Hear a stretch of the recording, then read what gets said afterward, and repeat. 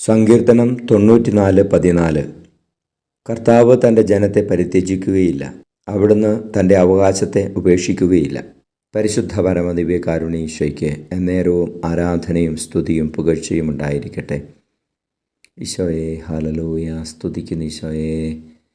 ഈശോയെ, ഞങ്ങളെ അങ്ങ് പരിത്യജിക്കുകയില്ല, ഉപേക്ഷിക്കുകയില്ല എന്നുള്ള തിരിച്ചറിവ് ഞങ്ങളെ ആശ്വസിപ്പിക്കുന്നു. ഞങ്ങളുടെ പാപങ്ങളിലും കഷ്ടതകളിലും ഉപേക്ഷിക്കാതെ ഞങ്ങളുടെ കൂടെ നടക്കുന്ന അങ്ങയുടെ വലിയ സ്നേഹത്തെ ഓർത്ത് നന്ദി പറയുന്നു. ഈശോയെ, അങ്ങയുടെ കാരുണ്യം ഞങ്ങളുടെ മേൽ കൂടുതലായി വർഷിക്കണമേ. ഞങ്ങളുടെ പാപാവസ്ഥകളിൽ ഞങ്ങളെ മാനസാന്തരത്തിലേക്ക് നയിക്കണമേ. ഈശോയെ, ഞങ്ങളുടെ ബലഹീനതകളിൽ ഞങ്ങളെ ശക്തിപ്പെടുത്തണമേ. ഞങ്ങളുടെ ഞെരുക്കങ്ങളിലും രോഗങ്ങളിലും കഷ്ടതകളിലും ഞങ്ങളുടെ കൂടെ നിൽക്കുന്ന ദൈവമേ, ഞങ്ങളങ്ങയെ സ്തുതിക്കുന്നു. നമ്മുടെ കർത്താവ് യേശു മിശിഹായുടെ കൃപയും പിതാവായ ദൈവത്തിൻ്റെ സ്നേഹവും പരിശുദ്ധാത്മാവിൻ്റെ സഹവാസവും നിങ്ങളോടുകൂടി ഉണ്ടായിരിക്കട്ടെ, ഇപ്പോഴും എപ്പോഴും എന്നേക്കും. ആമേൻ.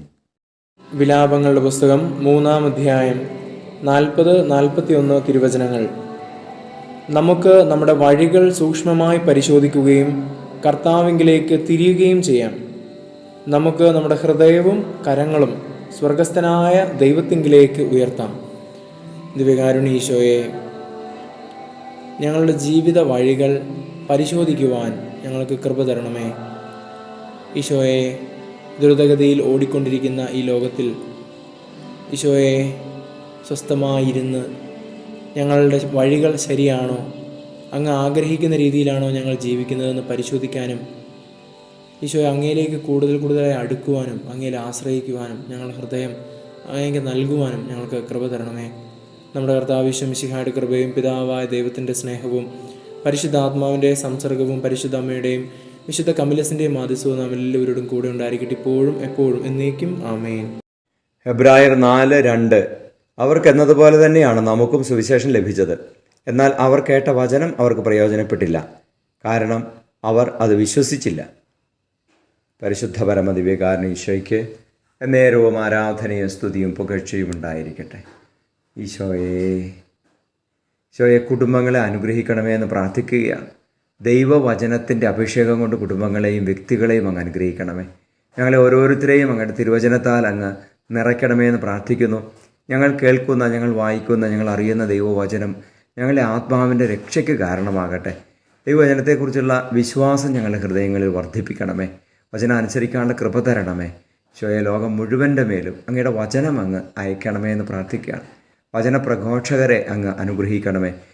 നമ്മുടെ കർത്താവ് യേശു മിശിഹായുടെ കൃപയും പിതാവായ ദൈവത്തിൻ്റെ സ്നേഹവും പരിശുദ്ധാത്മാവിൻ്റെ സഹവാസവും നിങ്ങളോടുകൂടി ഉണ്ടായിരിക്കട്ടെ, ഇപ്പോഴും എപ്പോഴും എന്നേക്കും. ആമേൻ. സങ്കീർത്തനങ്ങളുടെ പുസ്തകം 20-ാം അധ്യായം 1-4 തിരുവചനങ്ങൾ. നിന്റെ കഷ്ടകാലത്ത് കർത്താവ് നിന്റെ പ്രാർത്ഥന കേൾക്കുമാറാകട്ടെ. യാക്കോബിൻ്റെ ദൈവത്തിൻ്റെ നാമം നിന്നെ സംരക്ഷിക്കട്ടെ. അവിടുന്ന് നിന്റെ ഹൃദയാഭിലാഷം സാധിച്ചു തരട്ടെ. അവിടുന്ന് നിന്റെ ഉദ്യമങ്ങൾ സഫലമാക്കട്ടെ.